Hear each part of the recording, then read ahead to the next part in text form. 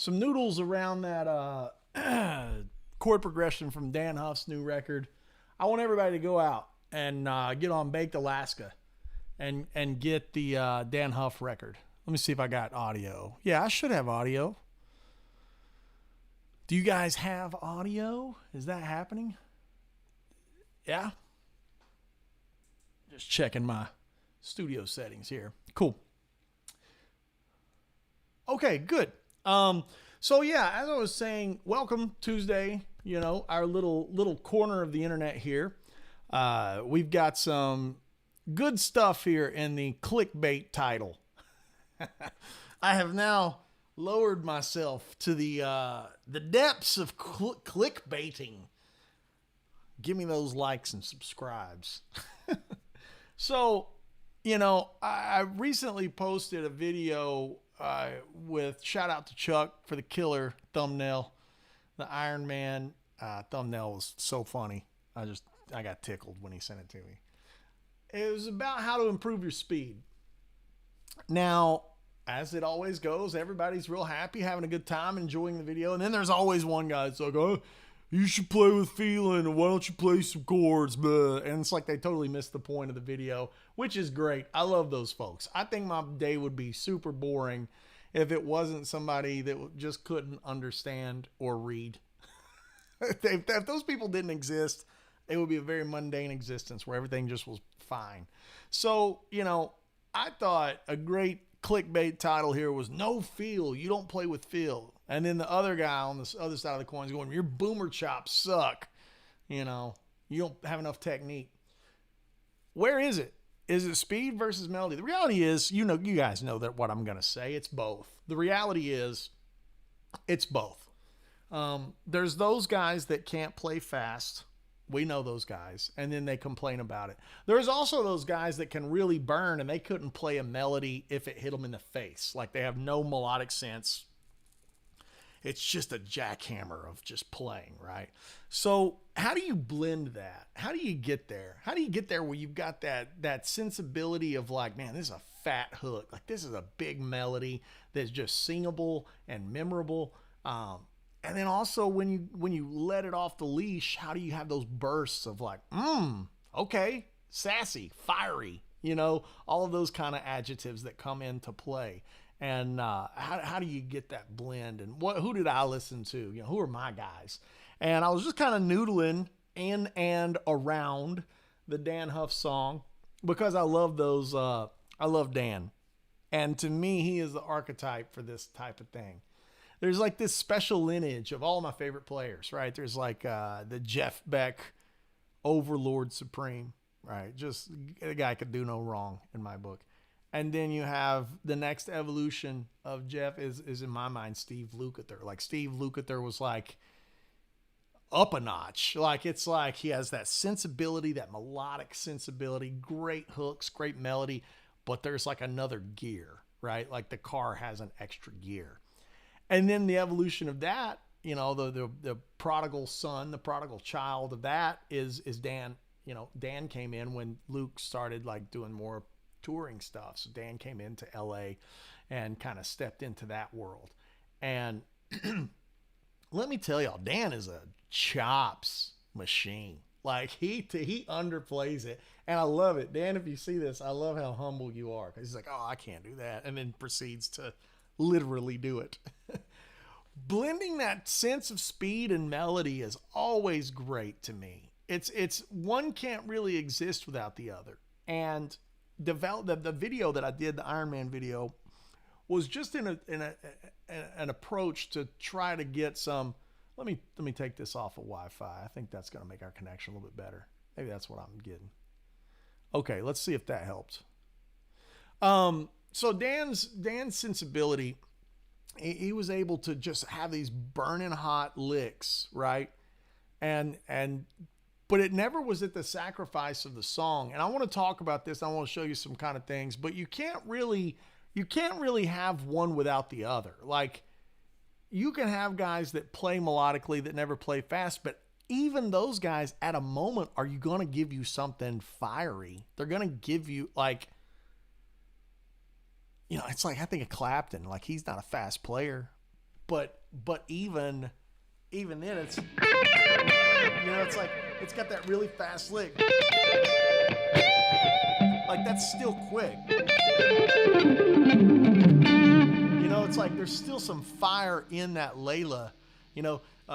Timmons is another one that's got all kinds of great melodic sensibility.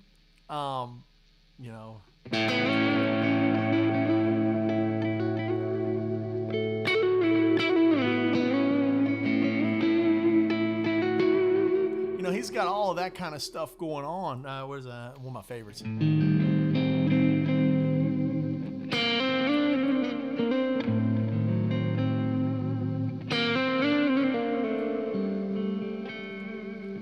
Timmons has got that kind of thing, but Timmons has got some wicked fast chops. Like he's definitely got it, having that extra gear to go to. And like, how do you get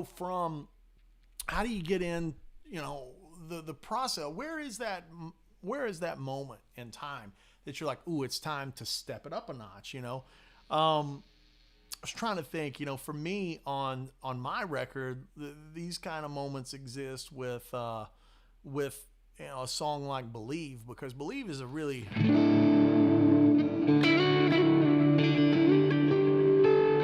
it's just really about this thing, right?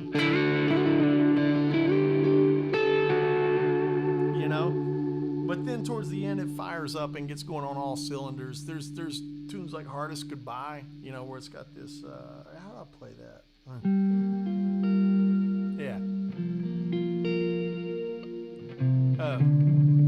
That's it. I think that's how I played it.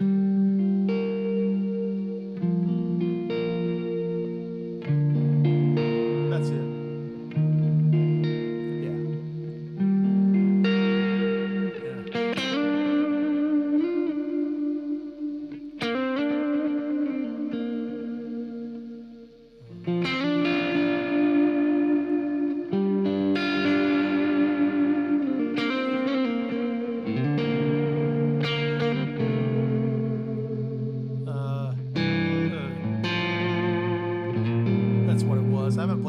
timbre. I need to brush it out.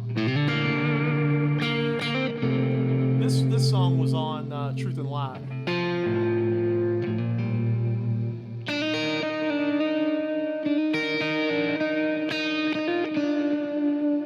You know, and by the end of it, you know, it's by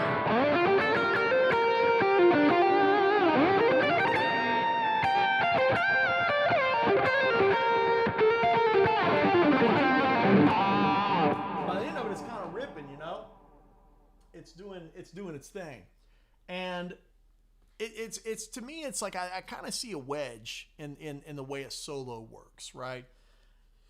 If you were to solo, like, you know, a great example of this would be like Gary Moore's "Still Got the Blues," and if you take that, let's take that song maybe. Yeah,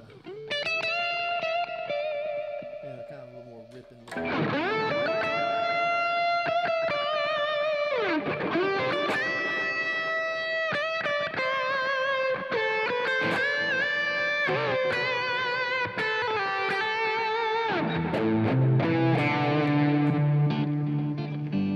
Right?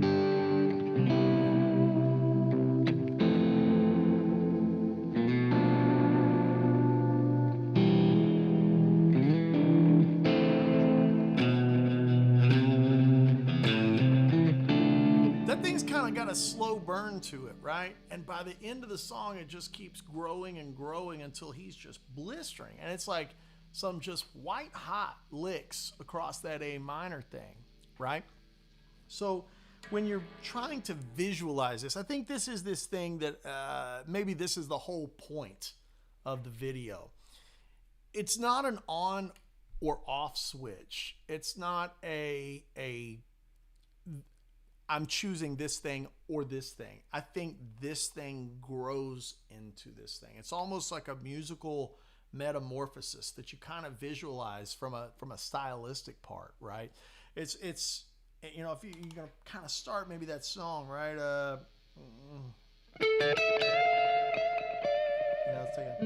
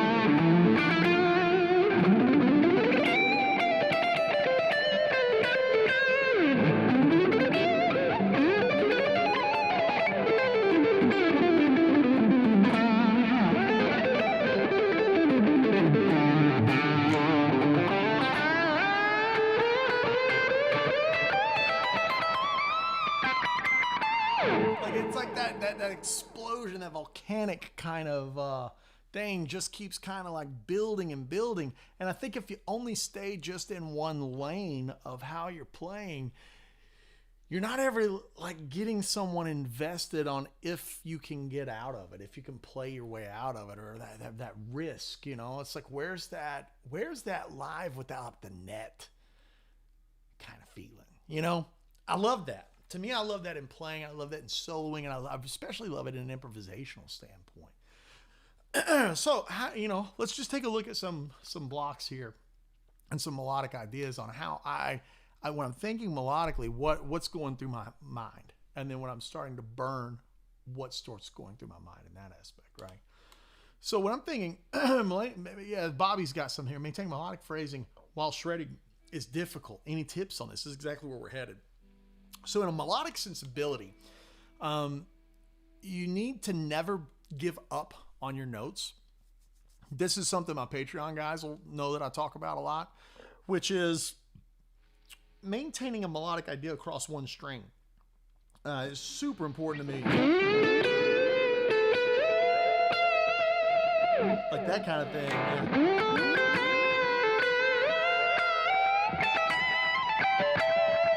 I could play.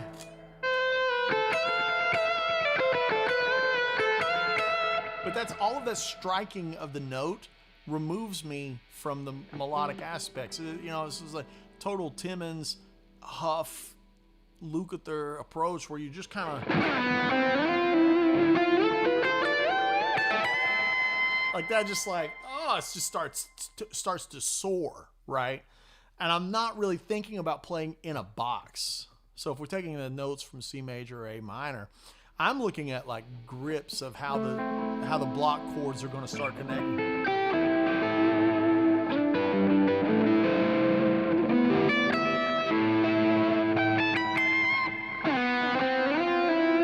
Like there, I'm actually focusing on the third of A minor, right? And the fifth, right? To me, it's like as much as I can outline D minor, you know, instead of just the top of that tune, yeah. You know, if I'm gonna solo and I'm down here,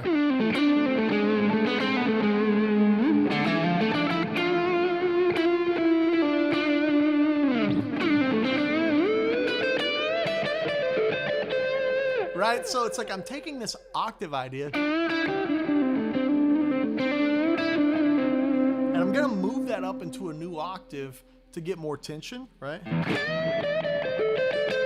But I'm gonna be using the neck of the guitar as the vehicle to get to the new spot. It's almost easier, more descriptive if I show you what I'm not gonna do. I'm not gonna go.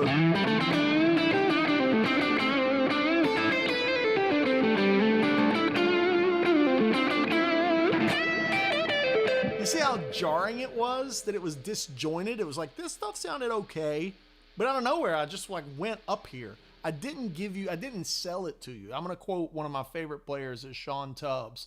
Sean uses the word ornaments, and I like that. I like the word ornaments for this stuff because if the ideas are simple, and here's the thing, guys, melodic ideas are going to be simple because that's what ends up being hooky. You know, really complex things, they're not, I'm never going to say never, but most of the time you're not going to hear it once and be able to sing it back like you could something really melodic. So Sean talks about ornamentation and how to make things. It's all the stuff you do to a note to make it sound cool. So if I'm aiming at, see,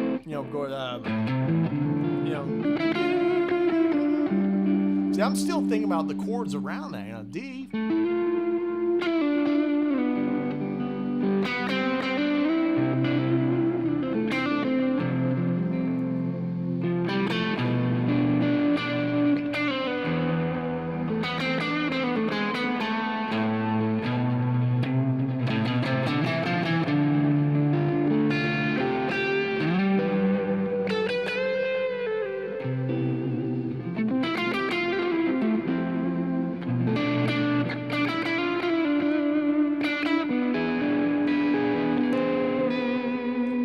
So if we're thinking about all of that kind of stuff in that area, but I'm wanting to start to, you know, slide the cape on and stand on top of the mountaintop. If I'm wanting to get there, right? Like get up there, I'm going to start looking at this area of the neck, which thanks to the handy dandy, Sir Andy Wood's signature model that you can purchase at your local dealer. I don't have any access blocking my playability up here in this neck. That's actually why I designed the guitar this way.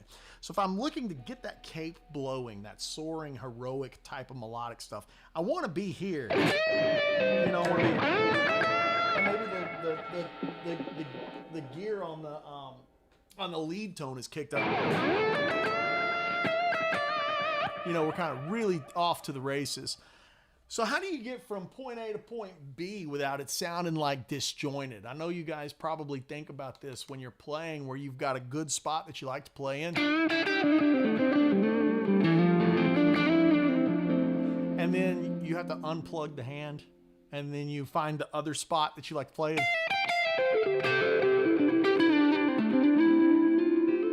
Right? So if you've got this unplugged moment, I want you to start challenging yourself to visualize the chord tones as you go up the string set. So let's take A minor first, because the song's in A minor. There's 1, 1, 3, 5. And I'm targeting those. Like, so even if I'm going to slide into two of the sus. Now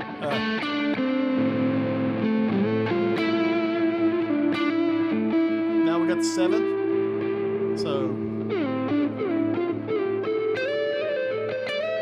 now I'm up here in the sweet spot in the shred zone, right? That's all done on one string. You see how much mileage I'm getting out of that? Let me slow this down to where you're seeing it again. The root, right? Root, right? Target note, chord tone, right? Chord tone. 5, 7. And you've got to be able to think about those.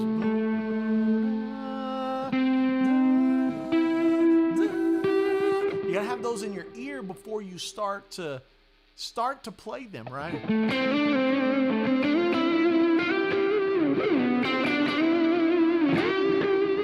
Now I'm going to move it on up. There's the 5, and I'm aiming at 7, and then root.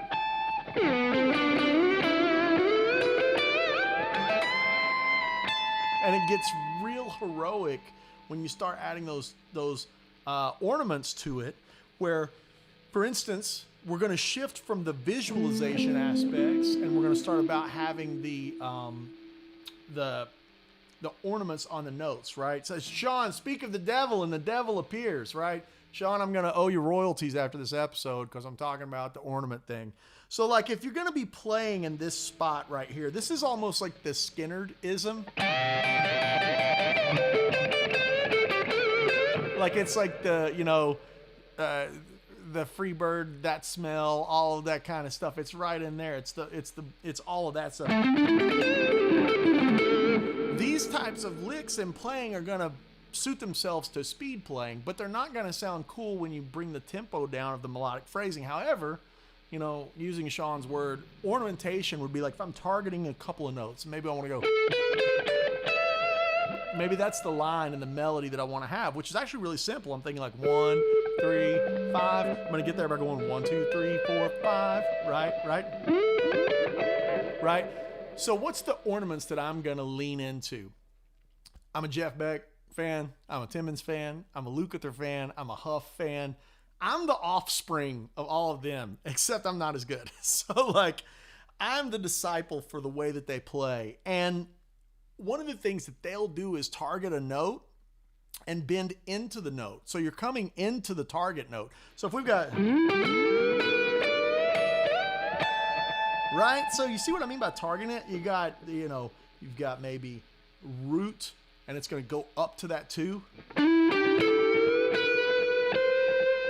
You know, maybe we're going to have the 4 up to the 5, you know.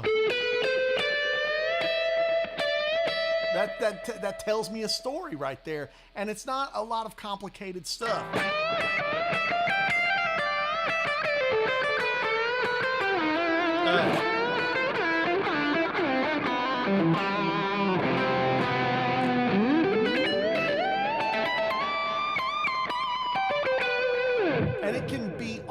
inside harmony, where Marcus King said this the other day. Marcus King and Mike Seal have been joking about how that everything good is pentatonic.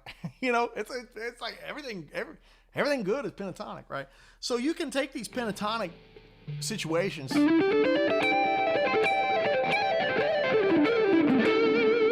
Well, so Rick has chimed in with, I was waiting on somebody to say it. Rick has chimed in and says that's Timmons-esque. I don't think Timmons would argue with me if he heard me say that it's really Lukather-esque. Luke was the one that I would hear do those kind of things on pop records and Toto records. You know, Luke would always kind of give you that bend into the target note. Let's talk about that. So if we're going to bend into the 5, there's going to be two things that it's actually multiplicative. There's going to be several ornaments on one note. I'm in A. We're thinking about Still Got the Blues. And I want to play a 5. I want to play an E note. And the song is big. Like now the song is big and the cape is on and you're on the top of the mountain blowing in the wind. You know, it's just like you're soaring.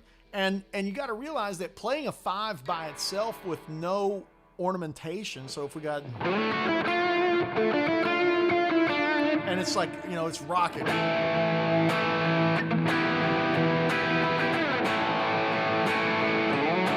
Like, let's say you're rocking over that and the drummer's bashing. He's got the, you know, the crash ride is crash riding.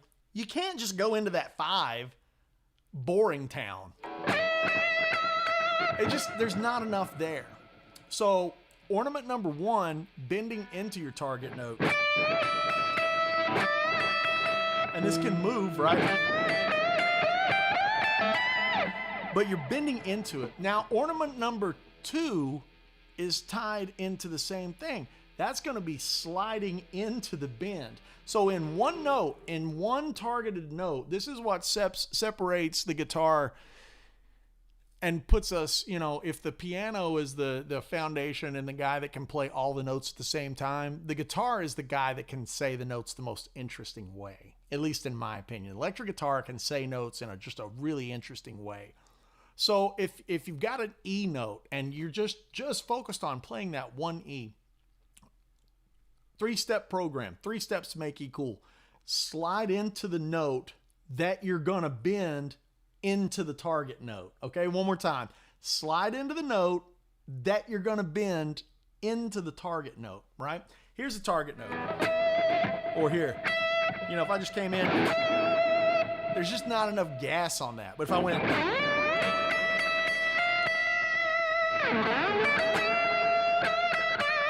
Now it makes you like, you know...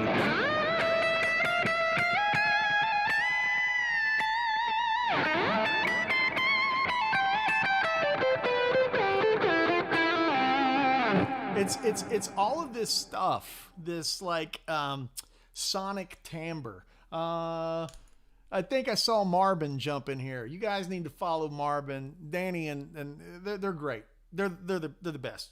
Absolutely mind-numbingly great players.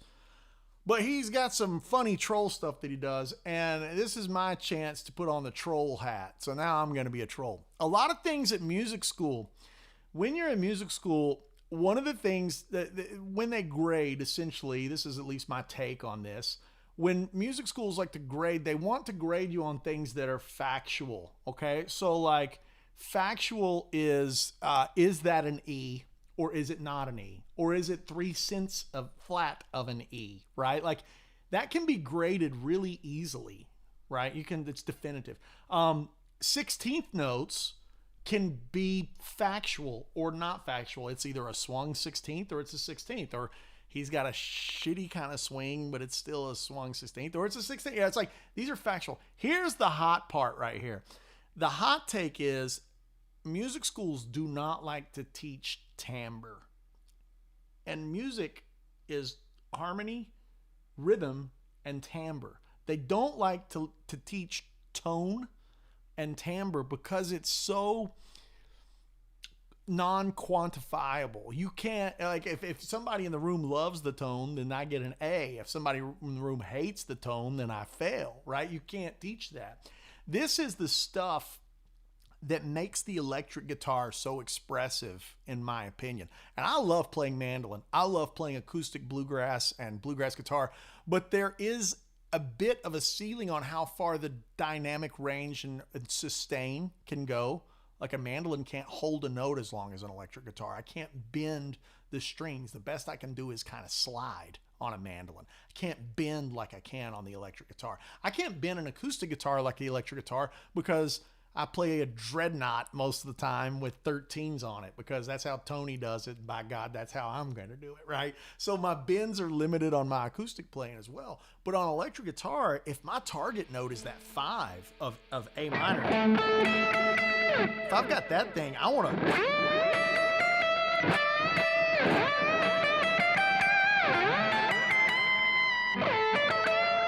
Even on that, I mean, I'm not playing it like this. Like, that's super lame sounding. Hanging on to the note until the exact moment the next note is gonna arrive, and not having that flam in your playing. This is something I was talking about with one of my Patreon guys this week. When you hear the flam of the note, if I slow it down, it would be like... It's not at the same time. It doesn't sound like this.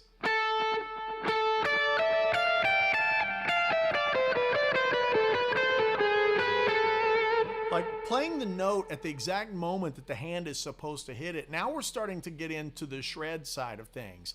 This is where the speed building starts to happen, right?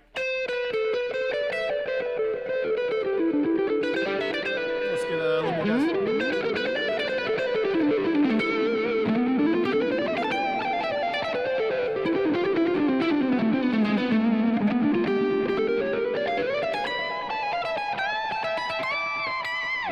So now my goal is to start taking these melodic phrases and adding a little more juice to it, right? The first thing is simple, is start repeating things.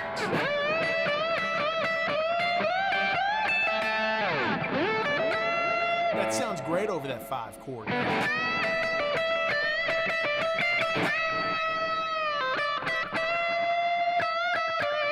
And then you're back into the top of it, right?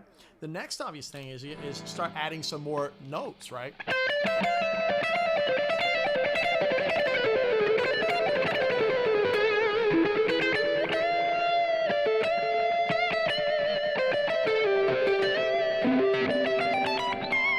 Right? That could be something just as simple as finding something sequential, right?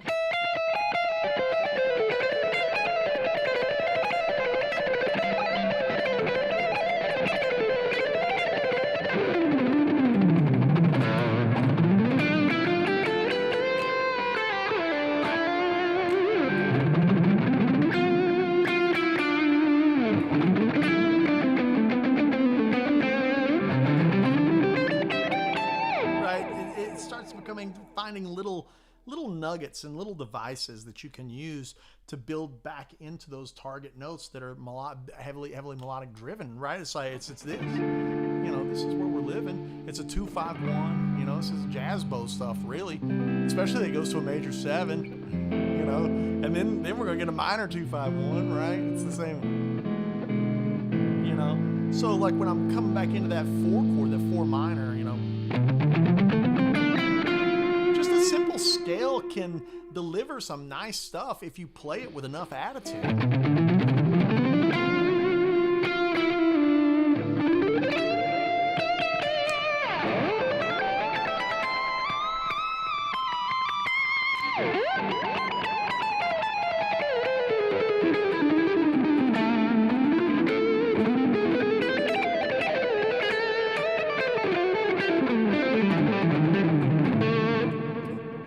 Into the technique world, And the technique world conversation can be a whole lifetime of exploration, but it has to kind of circle and be in the ecosystem of the melodic driven, harmony driven aspects of it.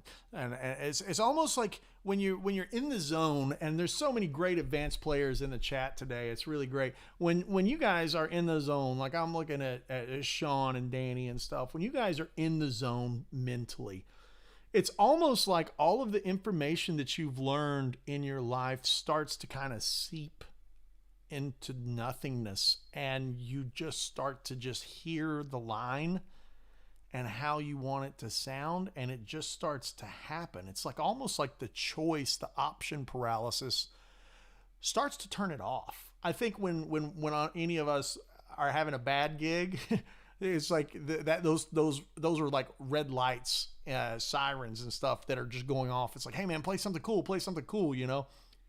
Versus when you're in the zone and you're having a great gig, it's almost just like it just starts happening. Like you just start hearing this delivery of a note that you want to happen, and you can start delivering it in multiple different ways. Somebody says, what is ornament number 2 or number 3? Look, guys, an ornament can be something like trilling, you know.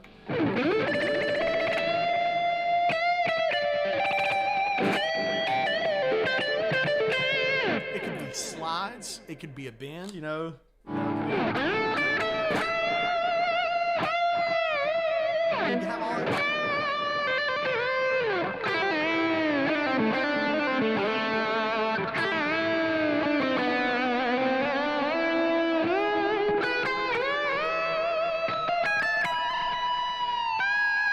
like that's a total Jeff Beck ornament that I think we've all stole.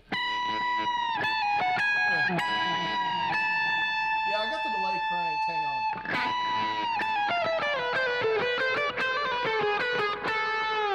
on. Like the bar in and of itself could be a whole set of things to do.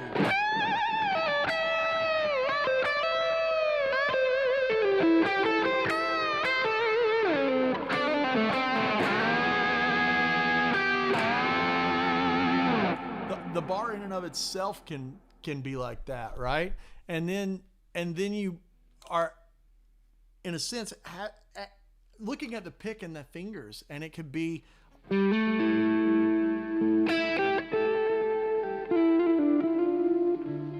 This is an ornament, right? I've been playing this thing the whole time, right? And I haven't changed any setting. This is just turning the volume down on the guitar.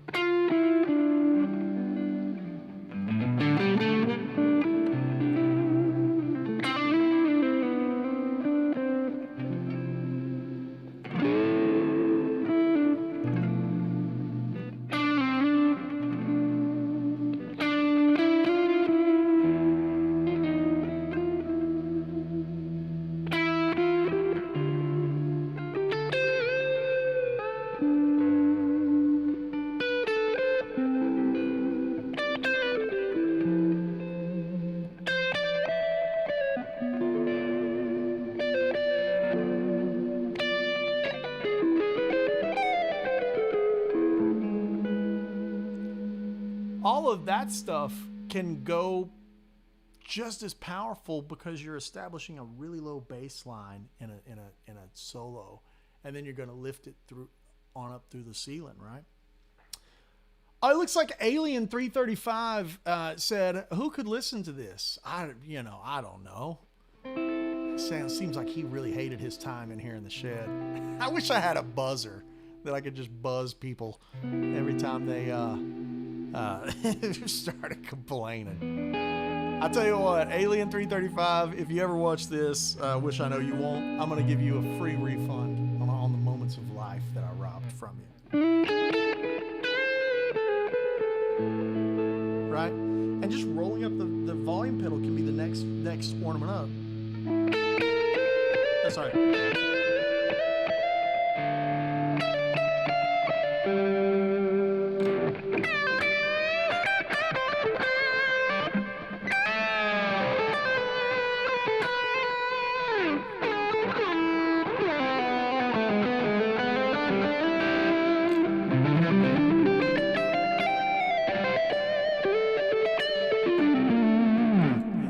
this stuff starts to evolve, and you want to get your creativity. Here's the thing that maybe I guess we're kind of hovering all around. You have to practice your creativity. Practice does not equate just running through scales, harmony, whatever I say is an ornament, a bend or whatever. These all have to end up serving a greater good. And the greater good is your creative voice, the things that you want to say. If you don't like the way a bend sounds and you would rather have a slide, then you need to play the slide. If you'd rather, instead of playing E with bending into it, what if you wanted it with the bar? They both take the pitch from flat, E flat, up to E, but one sounds different. You know.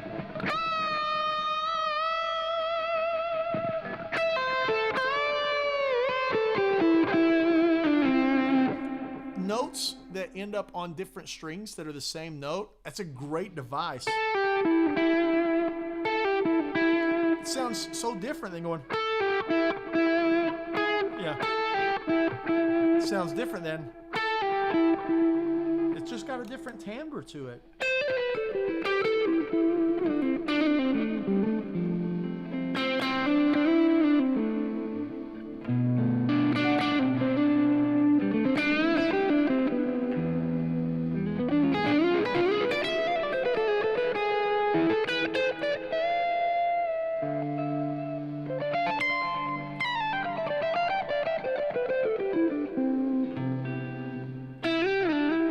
That'd be another way to do that, you know, stair step thing that we all like. You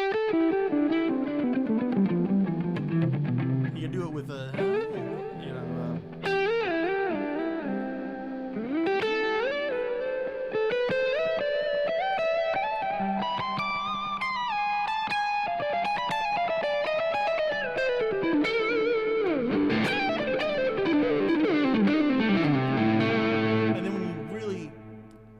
into something fiery, which I think these kind of things, when you have a slide into something fast and it slides again, I always think that sounds so fiery. It's such a huff thing to do. You know, those kind of things.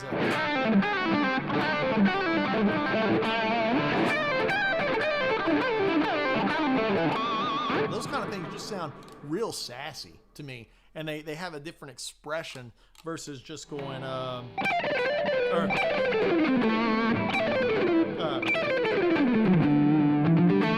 be a totally different way of adding fire.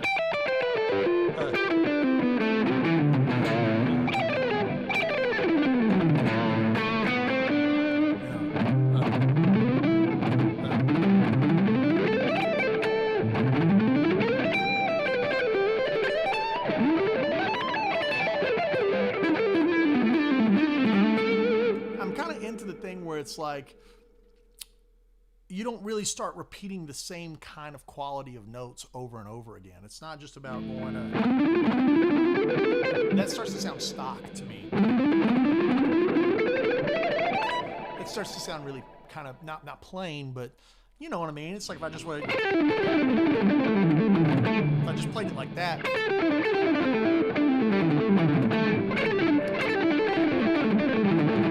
It sounds kind of plain versus like that starts to sound a little like it's got a whip sound in it.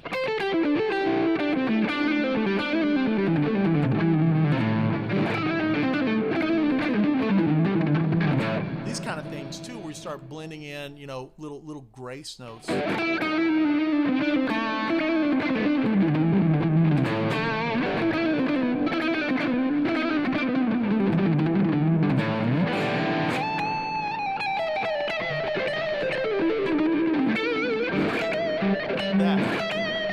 Those kind of things. That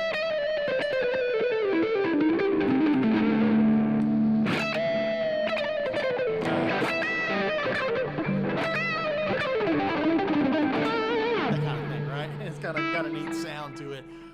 And start looking at how those fingerings can all work together.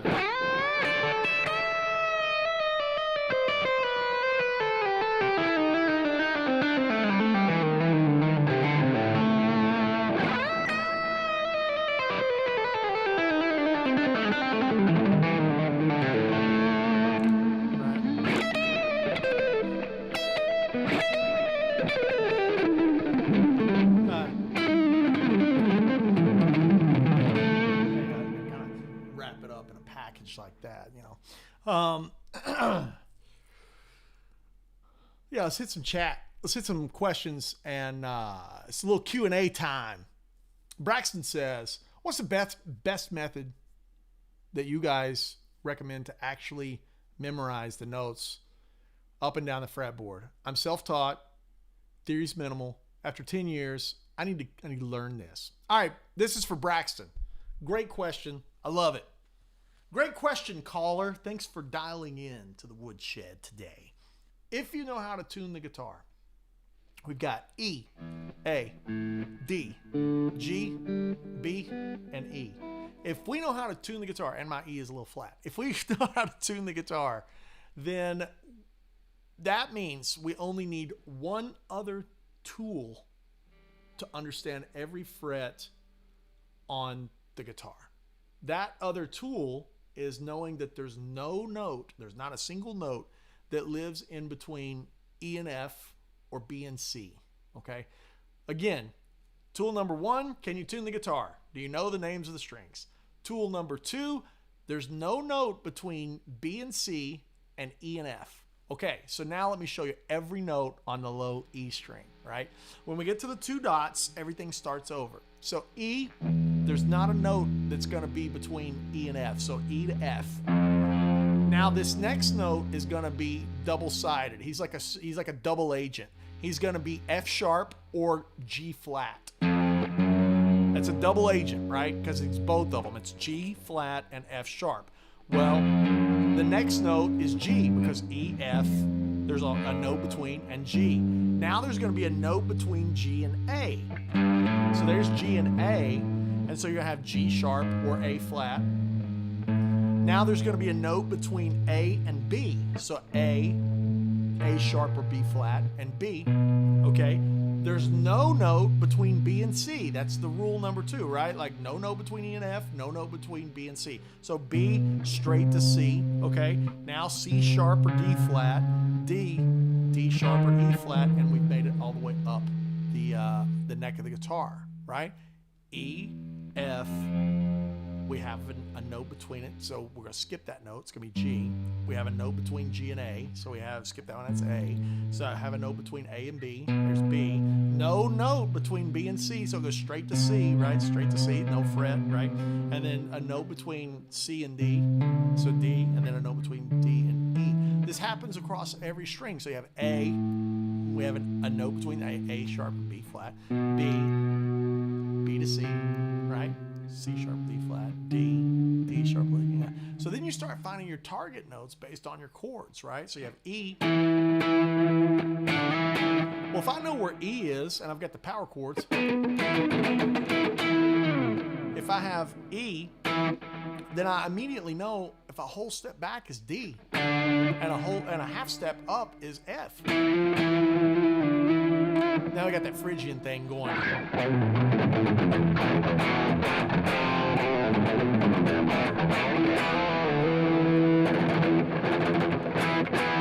Totally that thing, right?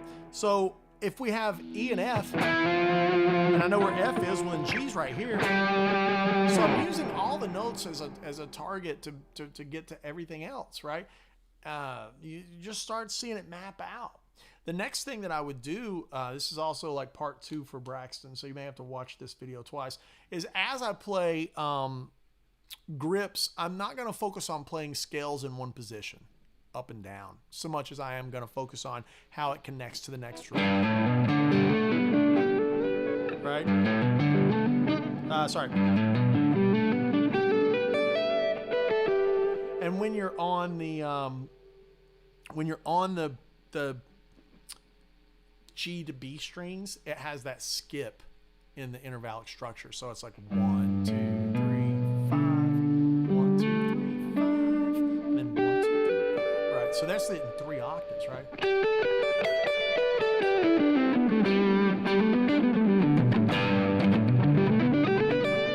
And that's how I build a lot of really crazy shreddy licks, you know. Those kind of things.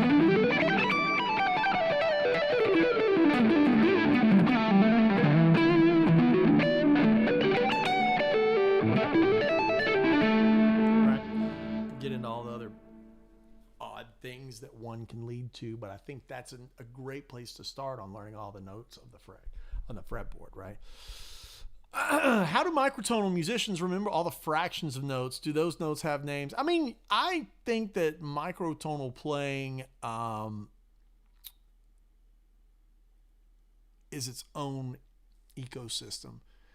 However, there are certain things that I use as devices that are microtonal to make something sound inside. Let me give you an example. If we're in the key of E and I want to do the faux slide thing, but I don't have a bar, like a bar would go,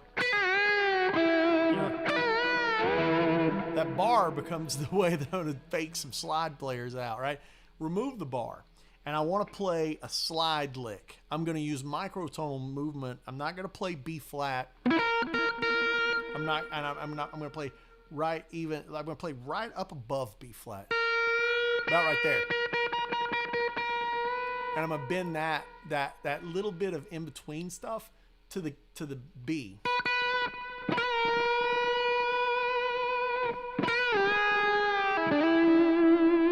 Right?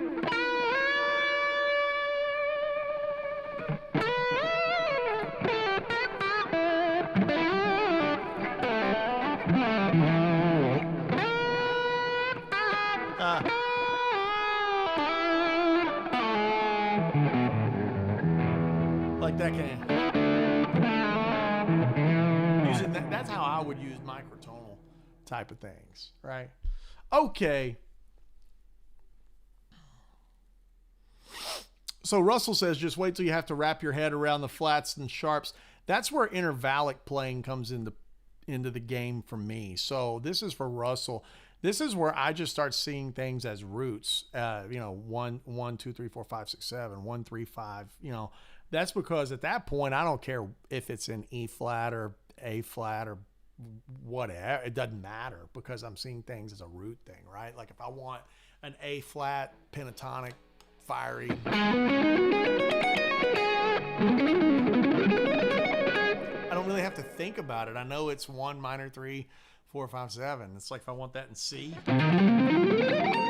it's like that's where thinking intervallically will knock those odd keys way out of relevance. You tend to stop worrying about them. You know what I'm saying?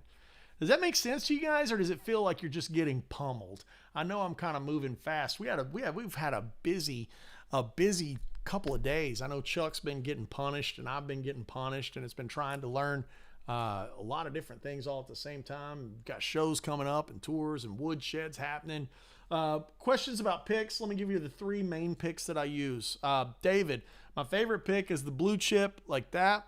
They make that for me. It's a custom shape. I really like it. If I'm playing acoustic, I will use a blue chip CT55. And if I'm throwing them out in the audience, as one tends to do when they're on tour, I have Diodario make me black ice. This is a Planet Wave black ice, and they put my logo on it, which I think is extra cool guy zone, right? And then on the other side, it has my signature. So I just think that's cool guy stuff. A lot of people may think that's lame, but I don't. I think it's cool. So those are the 3 kind of things that I use most of the time. And then when I'm tracking acoustic, I have all kinds of different gauges of picks because I like the way different gauges feel for strumming different acoustics, right? Heavies, 1.5 millimeter is the sweet spot. Dickin is saying, Andy, do you have any tips on alternate picking freedom? I have trouble on outside picking. Learn fiddle tunes. It's the thing that I always go back to because that's how I learned. It's like when you play fiddle tunes, like that tune Roanoke, what was it? That's the stuff to me that really teaches your hand how to play through outside picking, right?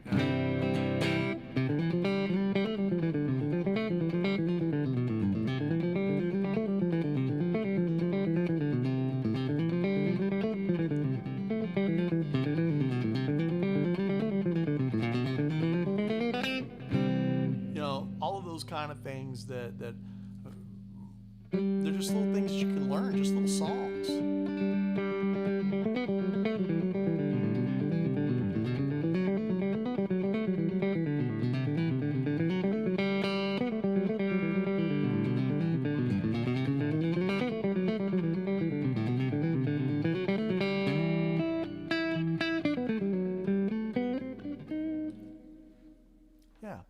think that's good stuff, because you're not learning technique via a practice technique thing. You're learning technique to serve the purpose of a song that you can play. That has a musical, a grander purpose. The grander purpose is to play music, not to play tricks and techniques.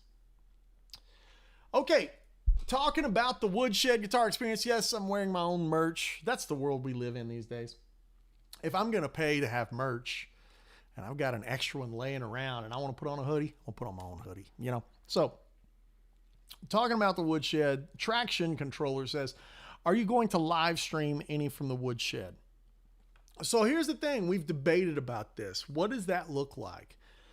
On one hand, the general public gets to be a part of the live stream and gets to be a part of the event. On the other hand, does that rob the people that paid money to come to the event? On the third perspective, does it add a sense of performance anxiety to any of the artists because now they know they have to be on?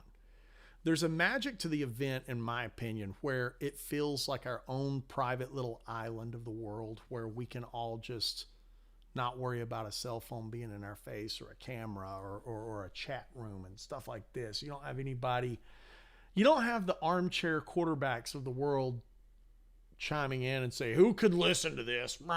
And then they go off into their slobby lives, right?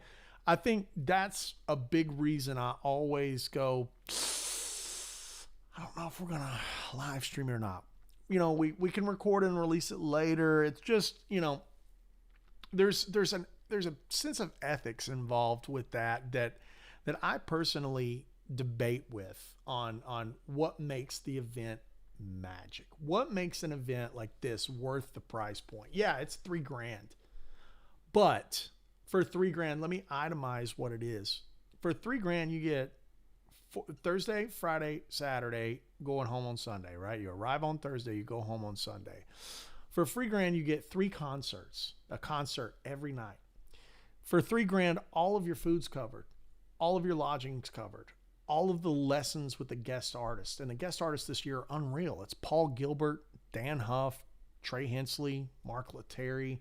We've got an amazing faculty. For $3,000, you don't have anybody messing around with an iPad. We've got a full band, a house band of great players, just seasoned, decorated warriors. And then within that, you get to go to our amp shack that we have, which is, Dave Friedman's coming this year to hang out with us and bring all these different amps that you can try out. Now, the biggest, most important thing about the event is that it's not like you're waking up, spending time with the campers, and then you get to hang out with the artist. No. You eat breakfast with the artist and you spend your day with the artist and you're in small groups, and it's a very private hang that just feels like you don't have that pressure on you to hurry up and ask a question or, oh my God, I hope they'll sign my whatever. It's like, the pressure's gone. And because there isn't just constant cameras and digital media looming around every corner, everyone gets to be themselves. Everyone gets to push their playing farther and risk it and play on the edge a little bit more because they don't feel like big brother's watching over their shoulders. So that makes very exciting types of moments that can happen. And getting to play Robin Ford's Dumble or, Joe Bonamassa's Les Paul. These are things that have happened in the past. Or getting a Q&A with Steve Morris. It's like, it's not a no. Attraction, no. It's not a no. It's something that I think about daily. Here's the deal, guys. I'd give it away if I could. I really would. I want people to come and it would be free. I'm the worst businessman ever because I would give it away. But the moment that there's more than 100 people there, you've lost the magic. Also, being an artist first and not a concert promoter, I have to take care of the artist and at least provide them an experience where they're going to have a great time.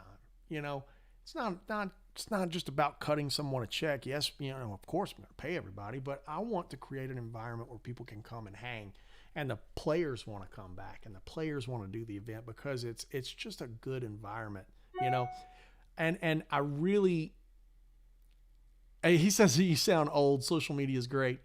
I can't argue with you. We're doing it right now. We are literally doing the social media thing right this second.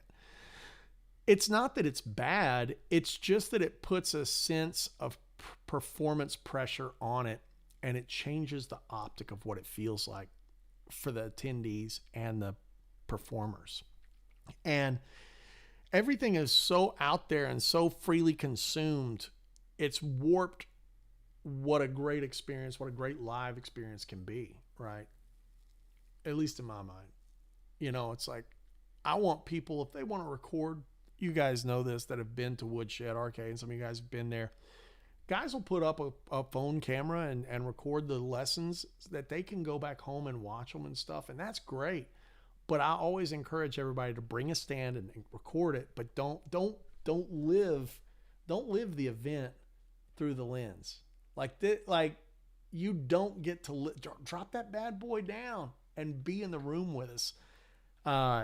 Yeah, I mean, maybe it sounds like an old guy thing to say that. It really is the backstage content that's the best. It's totally that thing that I think everybody understands, but you want to create something that has an exclusivity to it that makes it special. I think that's really what provides the ability for us to do the things that we do at the event, and it's like a scale. Like, as you move one thing, what's gonna be affected in this hand, So David, I'm changing gears. David says, Andy, how much time do you spend using a Jazz 3 before we really get into it? I find the Jazz 3 just a little small, David. It's just a little small for me. And that's why I like the Black Ice. This is the Black Ice. It's the 1.5, just called Black Ice. Planet Waves makes them. And you can get it without my logo. You know what I mean? They make them all day long. The blue chip here is like I don't know what they call that, but that's my Andy Wood blue chip item that I like. It's the right size. It's just a little bit bigger, It's just a little more that you can hang on to, right? Rafe has taken the bait, and he says, Boomer Chops don't have feel. Steve Lukather begs to differ. I think you got clickbaited, my friend. That's the whole point of the episode. I hope you're not just chiming in and seeing where we're at now. The whole point of the episode is that there is no right or wrong, right? There's no, it's not a, you only play with feel like a boomer, or you only play with speed and chops. It's got to be both. It's got to be all the magic. All of it makes great guitar playing. Great facility, great technique. That's never not going to be good. That's never going to, it's like, but great technique without purpose will be bad. That will be a bad thing. Great technique without melodic content, without harmonic content, that's going to be bad. Just like the influx of that, it's like, there's guys that have great harmonic content that, their bends are flatter, it's like a little more technique might help them a little bit more. And then when you get here, you got baited. Rafe got baited. So, the flip is that you're trying to have all the items in your war chest. You know what I'm saying? Like, you really want to have everything as much as you can available at your disposal. And that's why I do things like this. I do, I do things like these live streams. I just want people to, if you could have a little something that you could take with you after watching this, or you maybe pick up a trick or a technique or a bend or a lick. I'm happy for that. Like, I'm a purveyor of sharing the knowledge that we all cultivate, because we as the guitar community are the only ones that can keep the guitar community rolling. And I think gatekeeping is one of the biggest problems in the community. So, there's things that I do that are behind a paywall. I don't think that's a secret. You know what I mean? Like, am I going to go play concerts for free? Like, of course not. Of course I got to pay my mortgage, right? I got to pay the internet bill. am I going to am I going to give away the content that I give on Patreon for my paid subscribers? Of course not. They get more. They're paying more, right? I'm a fan of capitalism. I think it's a good thing, right? But I think it's got to be in a sense where if you're paying more, you're getting more. And, all of this stuff kind of goes together. Kind of just,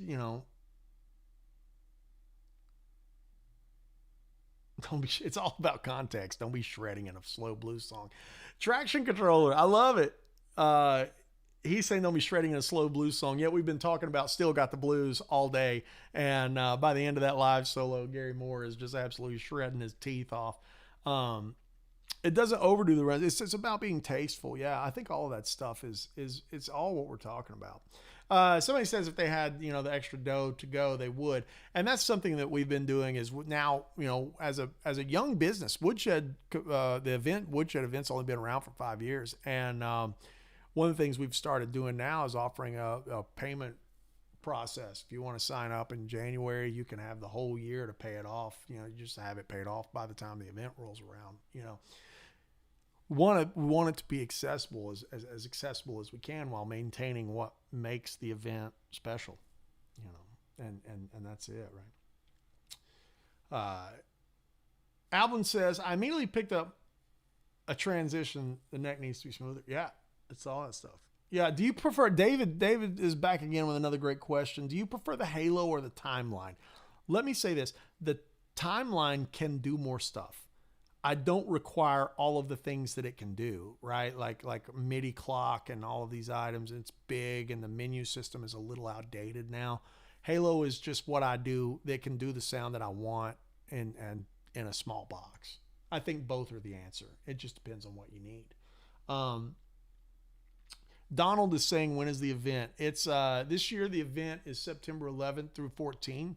I think we have a handful of slots left, and there's actually going to be a big coupon code go out with the playback sessions that Carter Vintage has been doing. Carter Vintage is a shop in Nashville.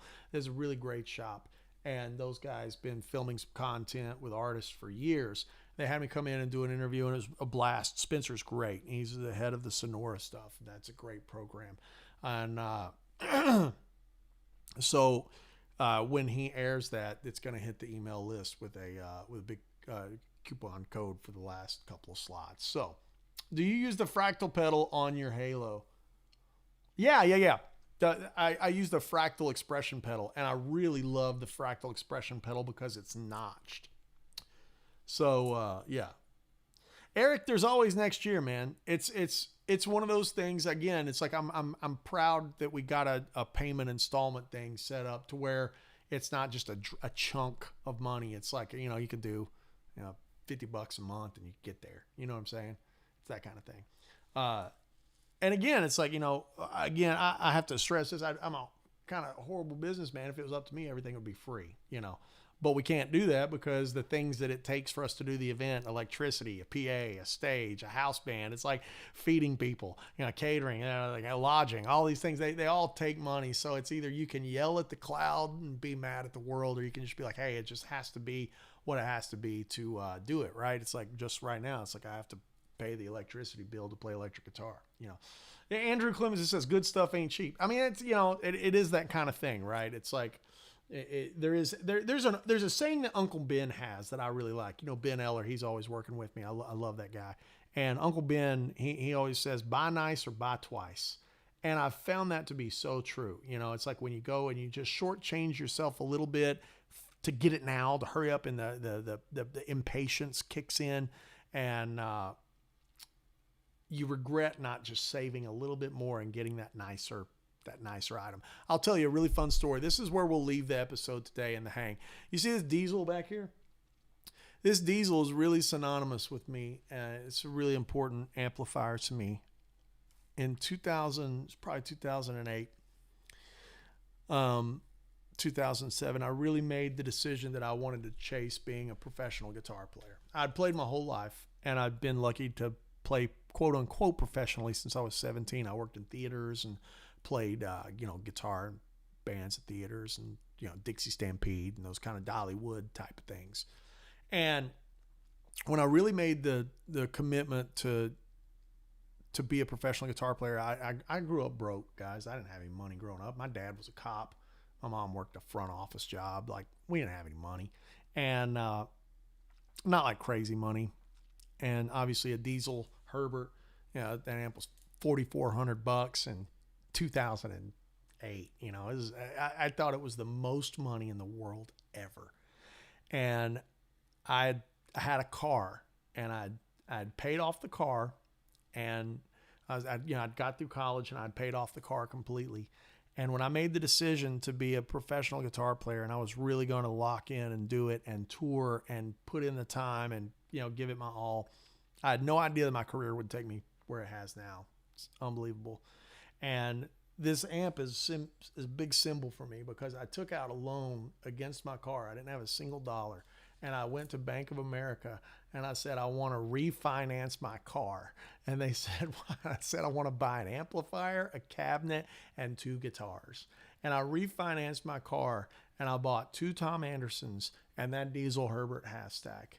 And it was the wisest decision I ever made in my life. It was the bet on myself that really, it made me work. It made me put in the work. It made me play bar gigs for $100.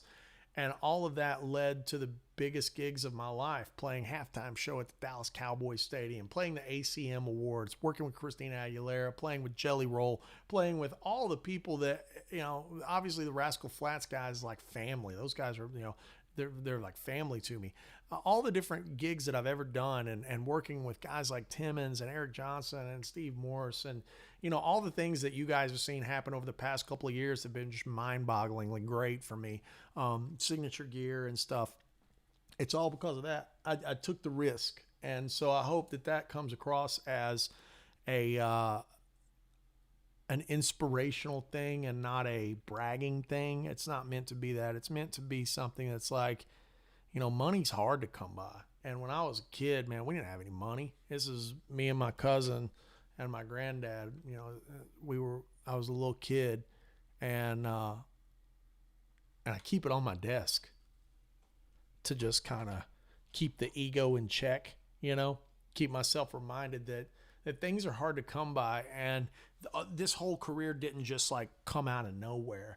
And when I think about what Woodshed is, I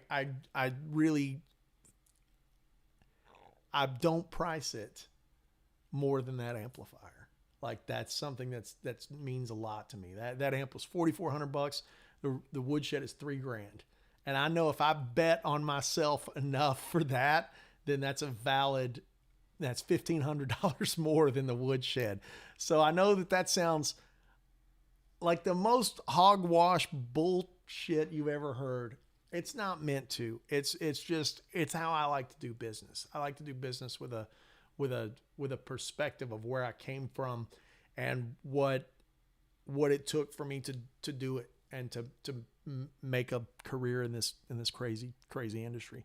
And I want it to be like not out of reach for the 20-year-old me.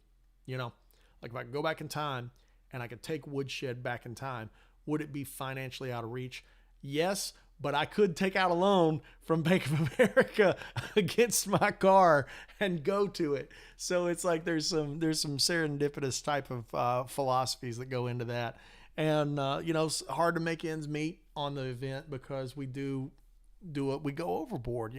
We bring in a full PA.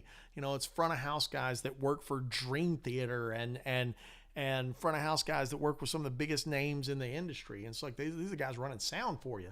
It's like we bring in a full stage. We have multiple stages. I want the experience to be special, and so that's not really a spiel. It's just what it is. And I don't know how we deviated into the conversation of that, but that's the story of that amp and why I think out of my whole wall of amps, that's the one that means the most to me. The other amp that means the most to me is this old 63 Deluxe. When I was working in Pigeon Forge, I worshipped Brent Mason. I worshipped him. I still do. I still worship Brent Mason. And he played a Deluxe and it was an old one. And I said, I'm going to find an old 63 Deluxe. And I saved every dollar all summer from all of the shows at the theaters. It was, 5 months of saving up. And I got that amp, and it had the hang tag, on the knob from when it was sold and brand new in 1963. So those two amps right there are just, man, they're just really emotional, sentimental pieces to me. So it's pretty good. Roger's saying, my plan is to bust ass to try to play free range chicken correctly. You can do it, dude. You can do it. It can be done. It can be played. Rafe says, how cool is the cassette? Yeah, this is cherished right there. That's some cherished stuff to me. So David says, do you use a timeline with the 500 3/4? Yeah, it's something like that. It's it's one of the hashes. I think it's the 3/4 or the 4/3. It's whatever the quarter note and a dotted eighth, I think that's what it is. Yeah, I think that's right, David. And I think it's not 500. I think it was like 480 something. I remember it being a little quicker than 500, like 485 or something like that. Maybe start searching around in there. In general, the timeline is great, but it's so much more than I need. It's a deep editing machine, and I just don't need that much stuff. So very thankful to Sensei Timmons, Jedi Master Andy Timmons, and Jedi Master Rob Keeley for coming up for the Halo. It's perfect for me. Bro, the TWS is a blue chip brand among this community. No shade on the other retreats and the cruises. Yeah. So, with that said, guys, thanks for hanging out and letting me change the subject and tell a story about the amp and talk about Woodshed. We went over, but that's okay. If you want to learn stuff from this episode, hit the pause and hit the rewind and go back and check it out. As always, these are live, and if you're watching it after the fact and you enjoy the content, you enjoy the channel, go to patreon.com. We've got a beautiful community. I'm going to make some videos for those guys today. And then if you want to come check out any shows live, anybody that I'm playing with, go to andywoodmusic.com. My tour schedule is posted there, as well as our new merch and all the digital content, the tones for the axe effects or the backing tracks and all that kind of stuff. All of that is at andywoodmusic.com. Thanks for letting me do my spiel. Love you guys. I appreciate you hanging out every week and just wanting to talk about guitar. It's my favorite thing to do. It really is. I love this stuff. So thanks for being a part of it, and we will see you guys next time. Be blessed.